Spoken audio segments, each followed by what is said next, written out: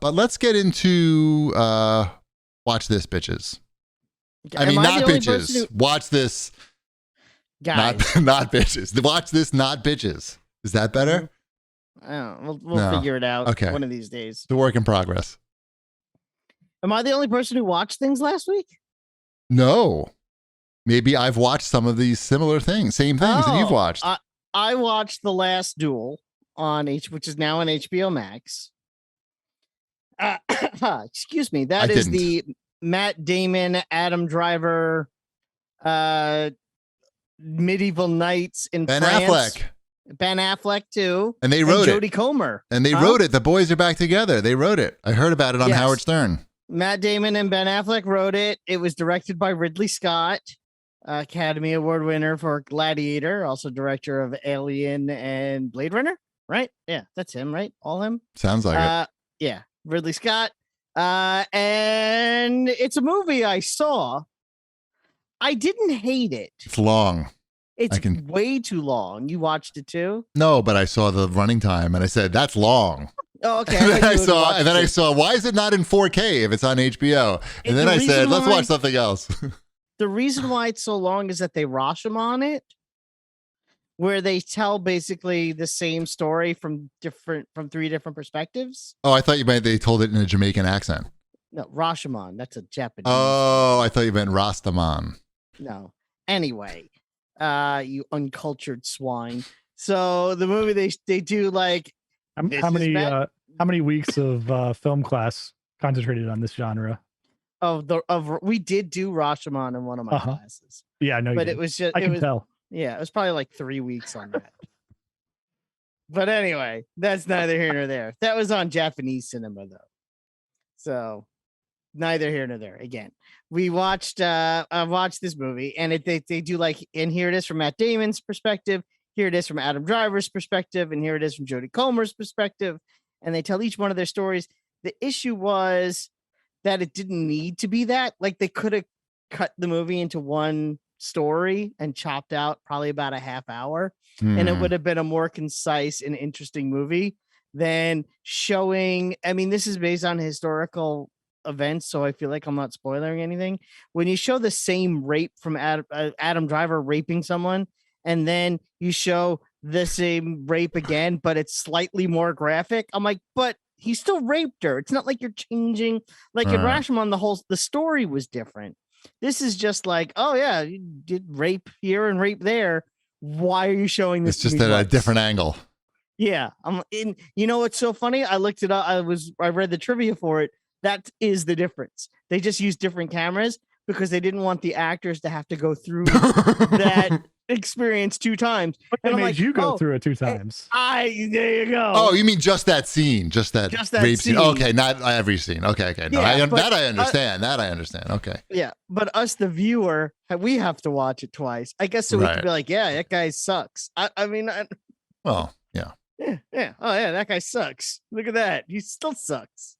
So, and it is based on the actual last duel that happened in France.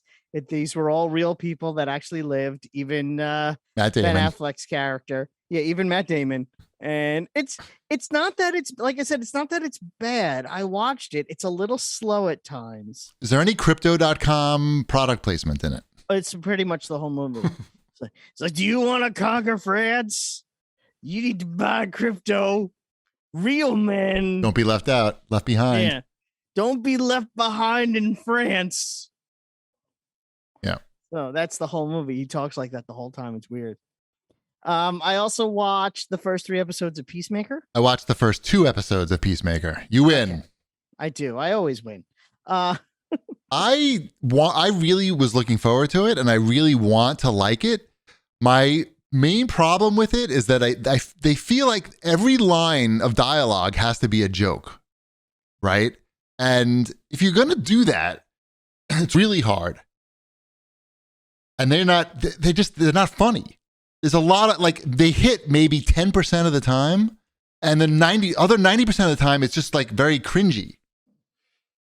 It's cringy, and I mean, I'm talking about the dialogue specifically. Yeah. My issue with the show, and I kind of think I don't like it. And again, it's something I really want to like on paper. It's like, oh, this is a show for Wombat. And I watch it. I'm like, I don't know. There's a point where Peacemaker has a conversation with Vigilante. And Vigilante, I think this might be the 3rd episode, but whatever, deal with it.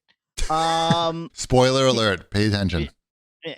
Where Vigilante is saying, oh, come on, let's go out and, and shoot some bad guys like we used to. We could kill some drug dealers, or it's the second episode, along the lines of like, let's go kill some drug dealers, and he says graffiti people or whatever, graffiti artists, and written down and said, like, in that context, yes, it's supposed to be a joke and I'm supposed to laugh at it, but the character of Vigilante isn't saying a joke. He's saying something that he actually does. That to him, he goes out. Oh, I believed him, actually. I believe that, actually. I didn't have the problem with that. Like, I don't know that character. I believe that he actually killed graffiti artists. The problem is I don't like a character that doesn't know the difference between a rapist, a drug dealer, and a graffiti artist. Why am I supposed to care what happens to this character that's just a douchebag serial killer? Maybe he'll die soon. But I mean, and that's sort of it. It's like, at this point, I'm like, well, I don't care what happens to this person at this point. Like, I'm now checked out on that person as a human being. I hear that. Okay. And then it happens again. I guess that was the second episode. Yeah. It happens again in the 3rd episode with another character who shoots an innocent person dead and doesn't have to. Right. And then it's like, oh, and here's another character that has no redeeming qualities. And it's like, and it just sort of like starts to pile on. And I'm like, why am I watching this show about dirt bags? Well, I think it's supposed to be funny. Are you laughing when you watch it? Because I wasn't really laughing. Yeah, and that's just it. It's like, is that supposed to be the joke that they're irredeemable? I was like, whatever. John Cena looks great in his tidy whities, though. Yes, he does. Yeah, for some reason it lands better in Suicide Squad because there's the big murder scene in Suicide Squad where they're going through the village, but they think they're killing bad guys. So in that sense, it sort of works. Yeah, where you don't, there's that sense of, well, they think that there's a reason for this. This is sometimes there's just no reason, and murder as the joke for your hero doesn't really work unless the joke is really funny. Yeah, and they don't have really any funny jokes. Like, you can't just half-ass like, hey, fart, fuck, blowjob. Yeah, I mean, like are they trying to do Deadpool here? Yes. Is that what they're trying to pull off? Yes. And the Deadpool, the jokes were funny. Like, every line that was supposed to be a joke was funny. Mm-hmm. They didn't, like, nobody's serious. Like, really, everyone's a goof. Like, almost. So yeah, I don't know that I can watch any more of Peacemaker. Not sure, but I'm disappointed because I really wanted to like that. I did watch my wife and I together because it's good to have shows that you watch together. We watched the first couple of episodes of How I Met Your Father, which is on Hulu, which is the sequel series to How I Met Your Mother. And this is a Rastaman of the. It's a Rashomon. It is. Actually, it technically isn't because it's just one person telling their story. It would be different if it was like 3. I think a Rashomon requires at least 3 people. Are they Jamaican? Because then it could still be a Barastaman. They're all. Mm-hmm. So it's cute. I don't know. We'll probably keep watching it because they're 20 minutes long and something to watch while eating dinner. So. You watch dinner? You watch TV while eating dinner? Uh-huh. Mm-hmm. That's when we usually catch up on sitcoms. That's uncouth. Stuff. Whatever. That's that's me, Mr. Couth. That's how I grew up. Uh-huh. Yeah, that's how. Actually, no, I watched TV when I was a kid. I'm not gonna lie. As soon as my parents could get a small TV onto that kitchen table, small TV got onto that kitchen table. We got there. What else you been watching? I watched Encanto. Oh, how was Bruno? He's fine. I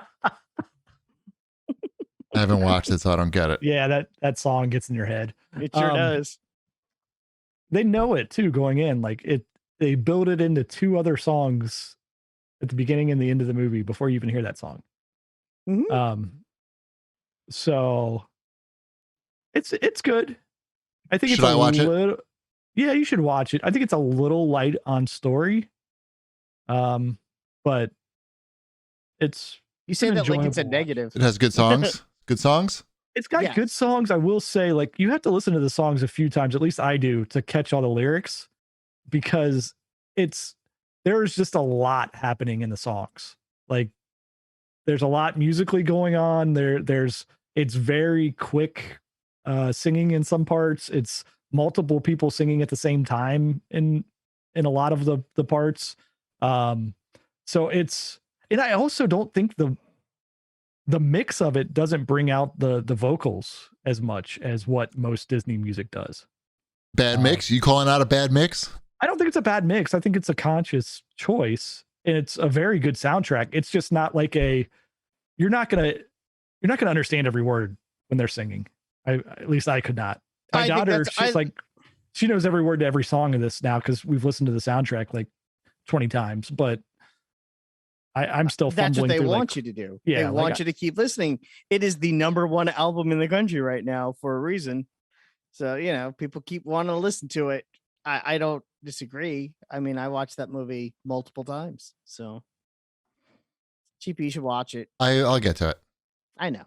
But it's in 4K. I'll watch movies that are in 4K. It was just that particular one. I was like, come on, like this. Anyway, let's move ahead to this. I just pulled you this guys off didn't of. watch Eternals yet, huh? No, it's long too. Why is everything so long? It's such a commitment. Man, I can't make fun of blue spaghetti monsters until you watch it. Okay. Fine, sorry. I just pulled this off of Twitter right before the show. There was I don't know who tweeted this, but I guess there was some Netflix earnings call or something, and the CEO of Netflix says gaming isn't just a hobby for them. In fact, don't bother asking about what Netflix is going to do next until it's offering the best gaming service available. So it sounds like they're going to be doing a lot with gaming, Netflix. And like cloud streaming video gaming? Well, now they have this, they have like a few games out, like, and you get them off your phone. You didn't know that, Chip? What are they? There's like Stranger Things games, but they're real mobile games, and you open them up in the Netflix app, and then when you click on them, it launches the game or something like that. I never played them, but I saw that they were there. Yeah. But look, don't bother asking about what Netflix is going to do next until you see it, and you like it, and it's the best. Otherwise, don't ask until then. Okay, got it, everybody. So it's the best. I will not ask. Right. Sounds like exactly. Sounds like Bruno. But this brings us whenever a company says gaming isn't a hobby, just a hobby for them. It might be a hobby. Might be a hobby for them. I've never heard one of these companies say like, "Hey, we're really serious about this gaming thing." Well, and it. Okay, I'll tell you why Netflix might be different though. Because you look skeptical. I'm interested to hear where he goes. Because they already have you. I'm, paying now like $20 a month for Netflix, yes. Right? Mm-hmm. A lot of people are signed up for that. So at this point, they're just like saying, how can we get our existing customers to pay even more? It's the easiest way to make money is to just increase what you're charging your existing customers. So an additional service that, instead of just bumping up the price like $2 every year, a couple of years like they're doing now, they can have a whole separate service, sell it to the same customers, and get more cash. Or where cash. But I don't think where are they getting the games from? They're going to buy some studios. They're already bought. Everything's already bought. Yeah, mobile studios. Am I going to have to play Red Notice, the game now? On mobile. On mobile? Oh, look, it's The Rock. Oh, hey, Rock. So maybe they're saying the best like mobile gaming service. You know what I mean? We're going to offer the best mobile gaming service. I mean, don't ask about it. Apple Arcade's pretty good. Well, look, it's limited competition.